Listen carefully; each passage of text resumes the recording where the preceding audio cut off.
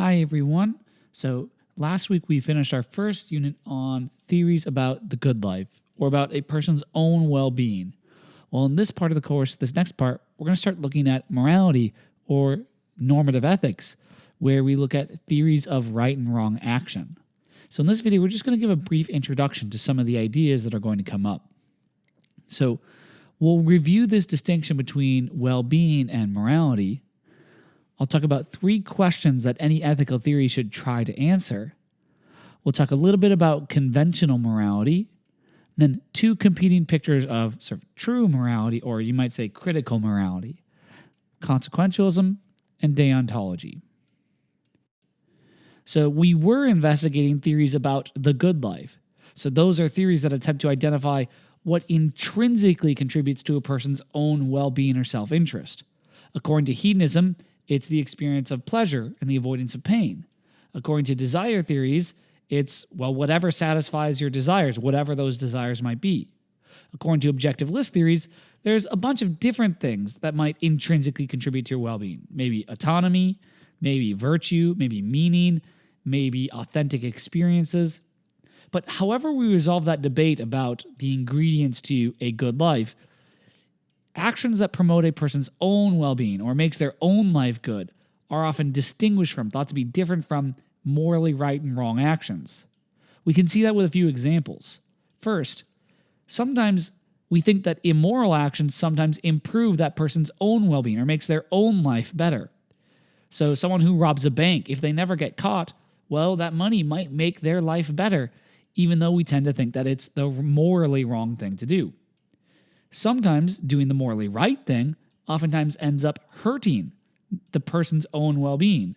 So think of the parent who sacrifices their life to save their child. In certain cases, we might think that that's a morally good thing or a morally right thing to do, even though it actually makes the parent's life worse. So it detracts from their own well-being since, they die. All right, so when we move to talking about the good life to talking about morality, what should we be looking for when we come up with a theory of morality instead of a theory about well-being? Here's 3 questions that an ethical theory should try to answer. First, what is it that makes right acts right and wrong acts wrong?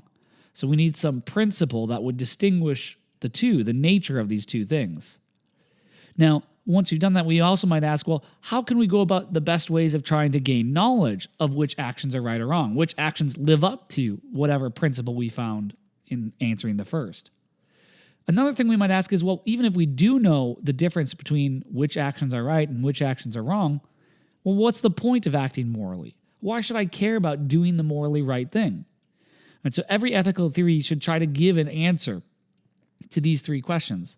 Some theories might answer one of these questions better than other theories, but answer other questions worse. And so this will give us a sort of litmus test for trying to determine how good an ethical theory is. So you might start to think, where do we even begin? How do we come up with these ethical theories? Here's one option, not the only option, but one option. We might start with some conventional examples of things that are supposedly right or wrong. Now, that doesn't mean that all those things are going to be true, but it gives us a place to start. And we'd want to start with the ones we're most confident in, the one that seems sort of most obvious or clear-cut to us, not the controversial cases where there's a lot of disagreement. But the idea is, by using those initial cases, we could then try to figure out, what do those examples have in common? And we can construct theories to come up with principles that would then explain why the actions we thought were right are right, and why the actions we thought were wrong were wrong. Now, these principles or theories we come up with, it's likely that they're not going to capture all the initial examples we started with, but we can determine which one we think sort of best captures those original ideas and could best explain where the morality might come from. Then, once we get a theory that we think is sort of correct or maybe best supported by those ideas, we can then use that theory and apply it to the more controversial cases where we're not quite as sure what the right thing to do is, and see if the theory helps us sort of come up with a sort of legitimate answer. We can also use this theory to help us correct any mistakes that we made in our original moral thinking. Because, we don't think that our moral thinking is infallible. We all make mistakes. And so the idea is by coming up with this theory, we can then go back and see, well, did we make any mistakes? And where might those be? And how did they arise? So essentially, the idea here is to start by reflecting on what is sometimes called conventional morality. So this is a system of widely accepted rules and principles that members of a culture or society use to govern their own lives and to assess the actions and motivations of others. Now, it's widely assumed that conventional morality can be wrong, and so we should not treat the ideas of conventional morality as infallible. I mean, we can all think through historical examples where the widely accepted rules and principles that a culture sort of shared amongst the people we don't think was correct. But the idea is conventional morality at least gives us a place to start and use that to try to abstract away to more general principles that we could then use to explain why what we got right is right and why where we made mistakes, we made mistakes. All right, but that is, if we start with the most plausible and widely shared ideas about morality, it at least gives us that starting point. And now we can also criticize some of the ideas of conventional morality later. Like I said, conventional morality is not infallible.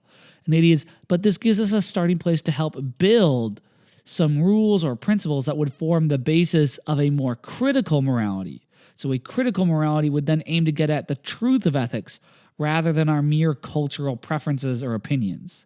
So the idea is by abstracting away from conventional morality to maybe more general principles, we will get to sort of ideas that are hopefully true rather than mere reflections of our own cultural preferences and opinions. And then we can go back to our cultural preferences and opinions and sort of test them using this sort of generalized, abstracted theory. All right, so let's sort of test this out and see where we get, to see where this might lead us. So what kind of rules do you think of when you think about morality? Yet again, don't think about the controversial cases. There's a lot of disagreement about abortion, capital punishment, about sort of drug use. Don't go with the controversial examples. Go with the ones that you think most people, even in most cultures, would agree on. So some examples you might come up with are things like, well, morality you usually think of as rules that say things like, well, don't steal, don't kill, don't cheat, don't lie. Oftentimes, these rules that say don't do this, don't do that are some of the rules that first come up when people think about morality. But there's also rules about that we conventionally think of as telling us morally what we should do rather than what we shouldn't do. So things like, well, keep your promises, be kind to other people, be respectful to other people. So these are ideas that, look, most everybody believes are conventional moral rules. Most everybody can agree on these rules, even if they don't agree on the details, even if they disagree about maybe various situations where these rules might apply. They agree with this sort of general basic idea. All right.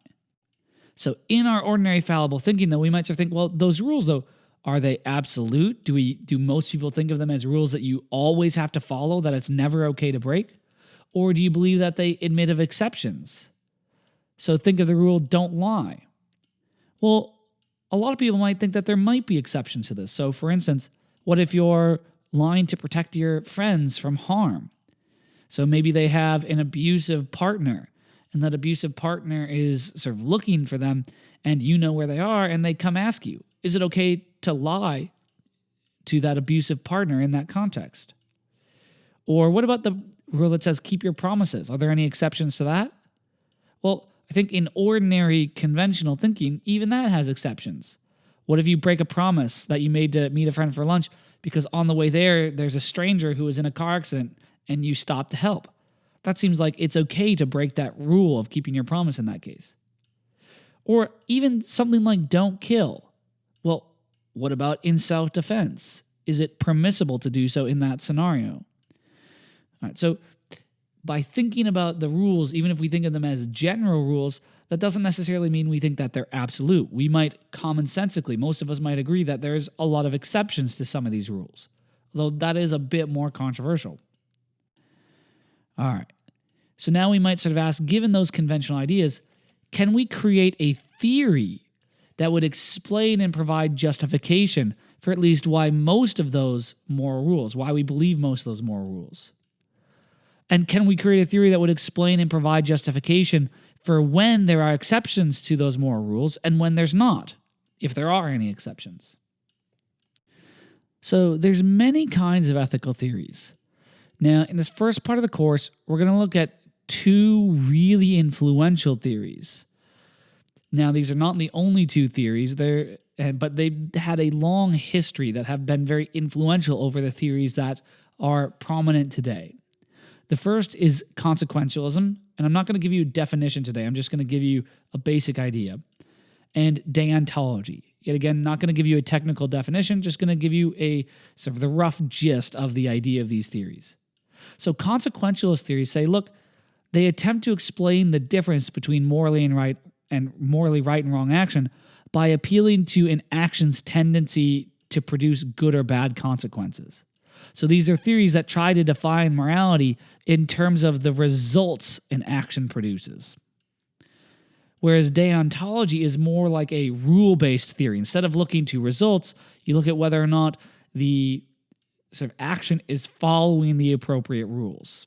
Now, this gets a little tricky, but so these are theories that propose a theory of morality that appeal to some sort of foundational principles of moral duties that we must follow. We must meet those duties regardless of the good or bad consequences that might result from following those rules or from fulfilling those duties.